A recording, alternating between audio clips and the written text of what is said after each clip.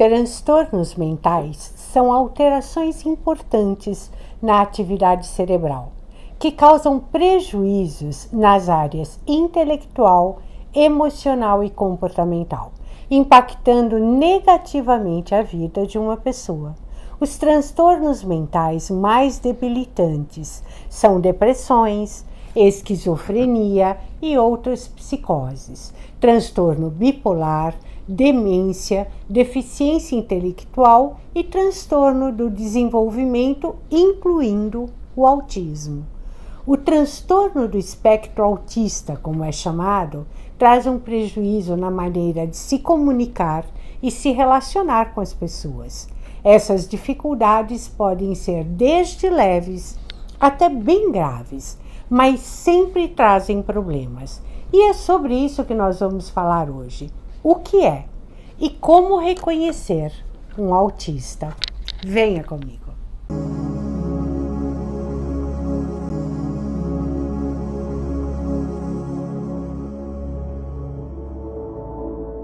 O transtorno do espectro autista, TEA, é mais comum do que nós pensamos, mas muitas vezes ele não é diagnosticado, ou por serem leves ou confundidos com outros transtornos também.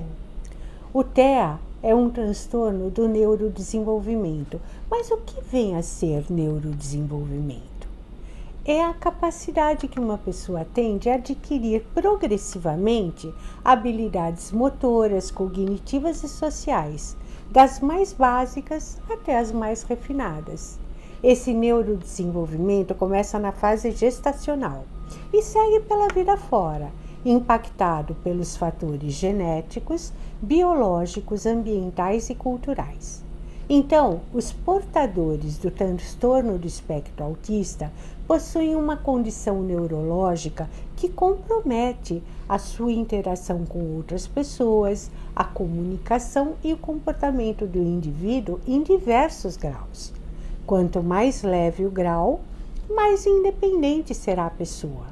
Quanto mais elevado, maiores serão as dificuldades para coisas básicas do cotidiano, como vestir-se, alimentar-se, tomar o banho, etc., necessitando ajuda constante.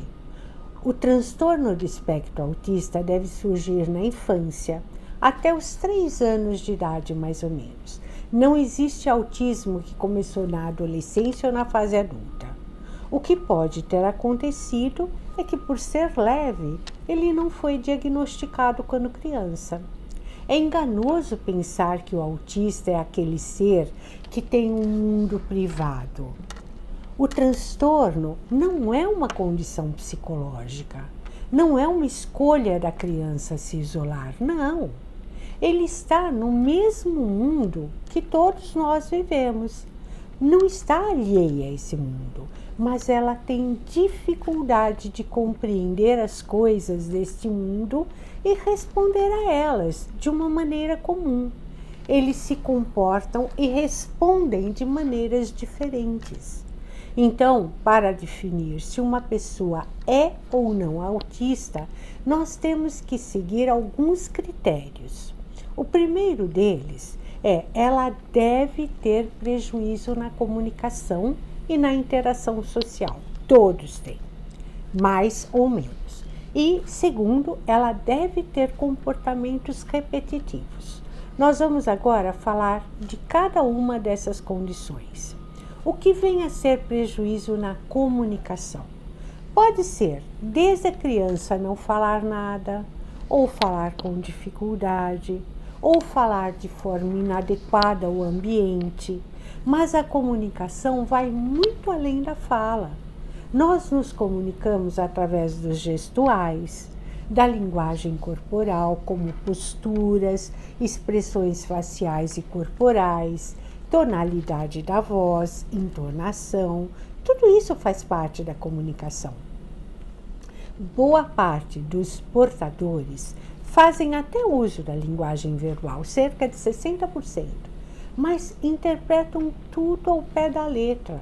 A linguagem subjetiva, aquela que fica subentendida, e a linguagem corporal são muito mais difíceis para eles. Entender o que o outro está sentindo e comunicando é muito complicado, por não entender em linguagens simbólicas. Por exemplo, o outro faz uma expressão que a conversa está enfadonha, mas ele continua falando, sem ter percebido que está desagradando. Ler e interpretar os sinais corporais nas comunicações é tão difícil para um autista quanto é para uma outra pessoa falar uma linguagem desconhecida, assim como também expressar suas sensações, sentimentos, opiniões ou até mesmo seus desejos. O autista muitas vezes, mesmo num grau leve, é visto como um ser estranho. Isso tudo dificulta muito os seus relacionamentos. Iniciar ou manter relacionamentos, quer sejam de amizade, profissionais ou afetivos, é muito complicado para eles, pois eles possuem uma dificuldade enorme para compartilhar desde a sua atenção até interesses e emoções. E a vida em sociedade, gente, é um exercício constante de compartilhamento, não é verdade? Outro fator que caracteriza um TEA, um transtorno de espectro autista, são os comportamentos repetitivos. O que vem a ser isso? Autistas, por possuírem muita sensibilidade sensorial, ou seja, auditiva, tátil, olfativa, visual, gustativa, eles podem captar mais ou menos informações que o comum das pessoas. Portanto, estímulos externos ou mesmo internos diferentes, como frio, fome, dor, podem causar grandes desconfortos, muito maiores do que para o comum das pessoas. Esse fator pode estar ligado com a dificuldade que eles sentem frente a novos estímulos, seja eles um novo caminho, uma nova comida, um novo cheiro, barulho, etc. O incômodo para eles pode ser tão grande que a pessoa pode ter reações muito intensas, agressivas e inesperadas. Então, as rotinas são calmantes para esses portadores. Eles podem ficar horas fazendo a mesma coisa, sem se cansar, ouvindo a mesma música, vendo o mesmo vídeo ou até montando as mesmas pecinhas. Atividades repetitivas, como também os comportamentos repetitivos, como estereotipias, ajudam a controlar os desconfortos provocados pelos múltiplos estímulos. Estereotipia, gente, são aqueles movimentos repetitivos que a pessoa faz ao longo do dia, como balançar os pés, balançar o corpo de um lado para o outro, de frente para trás, girar objetos ou girar o próprio corpo, agitar as mãos, repetir os sons ou outro qualquer. Em função dessa grande dificuldade de lidar com coisas novas e mudanças nas suas rotinas, os portadores do transtorno do espectro autista fazem tudo isso sempre do mesmo jeito. Eles gostam de tudo da mesma forma, nos mesmos horários.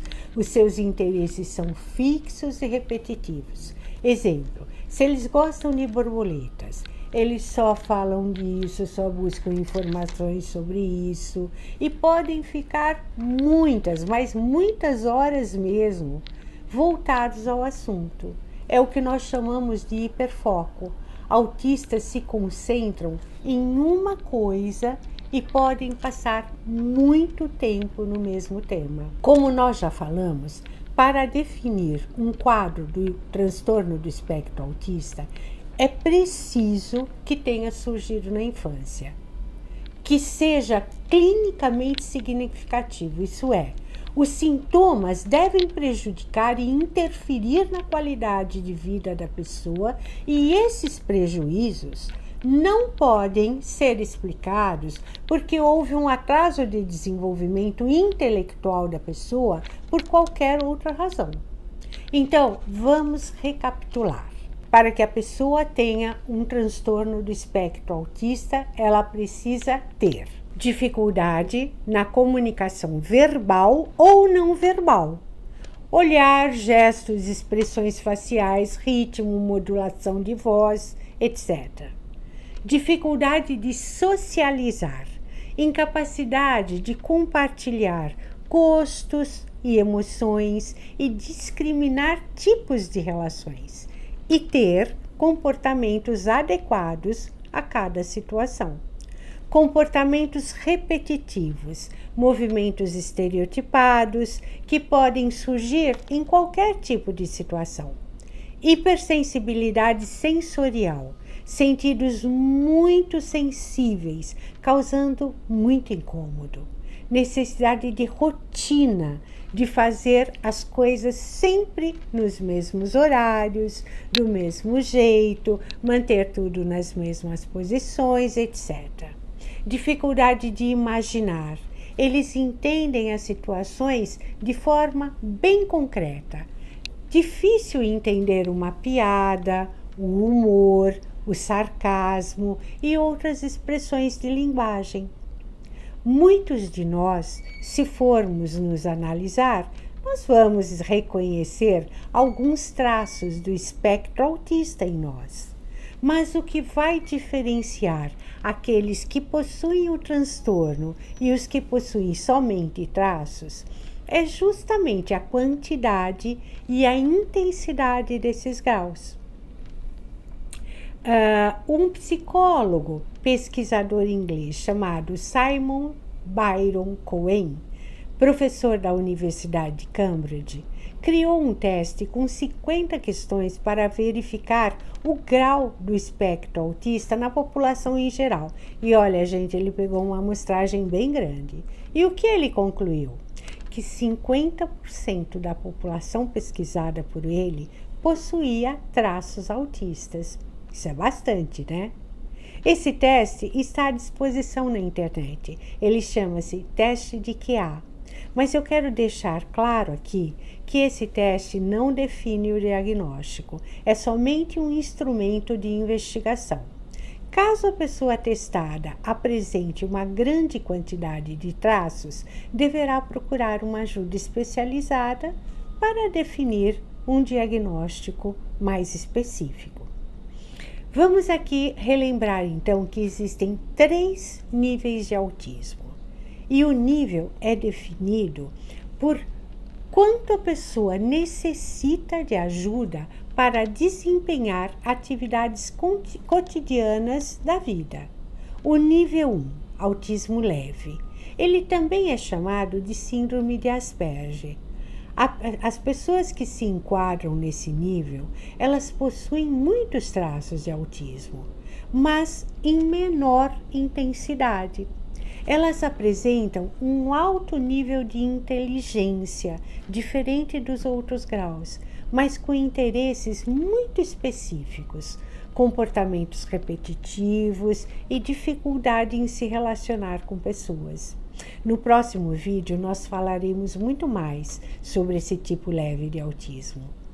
Aí nós temos o nível 2, autismo moderado.